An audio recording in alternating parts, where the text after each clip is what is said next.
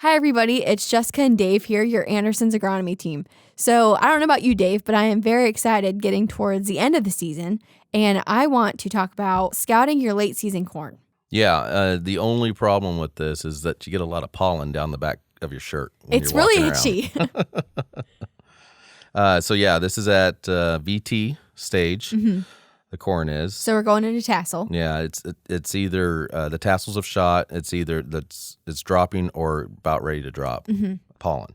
Hopefully, if you're walking the field, the pollen has not dropped yet. Yes, but it is still not the most pleasant time to be out in the field. Right. So what we need to be looking at is first off is insect damage or egg masses. Yeah, especially the egg masses. What's the key time to catch the egg masses if we're scouting?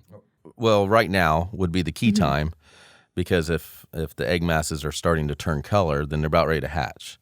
And when you're out there applying a fungicide or nutrients, i.e.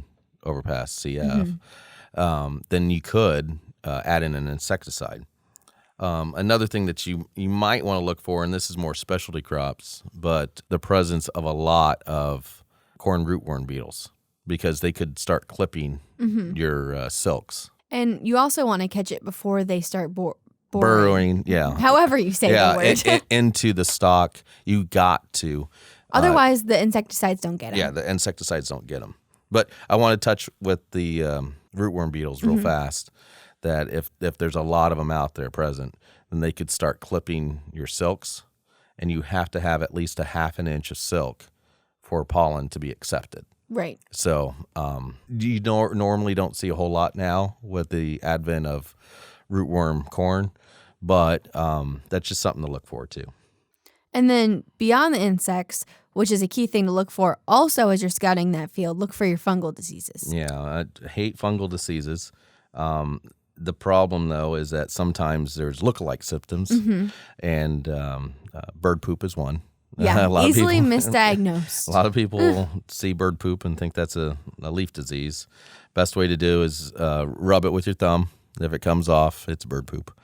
And if it doesn't, then normally it's some sort of disease. Tar spot would be a black spot. Right. Which is very commonly mistaken for. Yeah, that's probably the most mistake, either insect or bird poop. So. And speaking of, one of the diseases that does mostly rub off is rust. Yeah. So you have those rust-colored dust-looking. And that's the spores. Yeah. Yep, the spores, and they look like little dust clusters. Yeah. Rust-colored, and those do wipe off, and that's one of the symptoms or ways to diagnose rust is if it does. And then there will be a little tinge of orange left on the leaf, but yeah, the pustules will still be there. But that's how you do know that it is rust. Yes, it's brown and gets on your hands. Another critical one to look out for are the cigar lesions.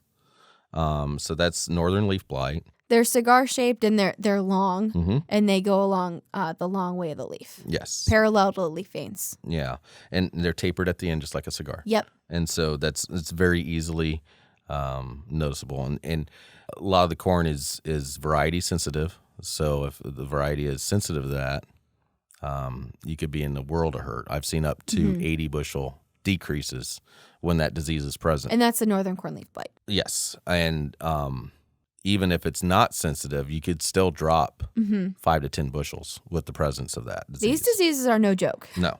The next one that I always look for are rectangular lesions. That tells you the presence of gray leaf spot. It's probably the most common one that's out there. And it's not as devastating as the northern, but gray leaf spot still can reduce yield. Between insects and fungal diseases, you have your ID knowledge is getting tested this time of year. So make sure you're in tip-top shape walking through that field, or get with one of your Anderson's trusted advisors to help you really diagnose those issues, to know how we have to have a plan of attack after you scout your fields. How are we going to approach it? Yeah, and speaking about a plan of attack on leaf diseases, tissue sampling. Yes. You never guess, tissue test.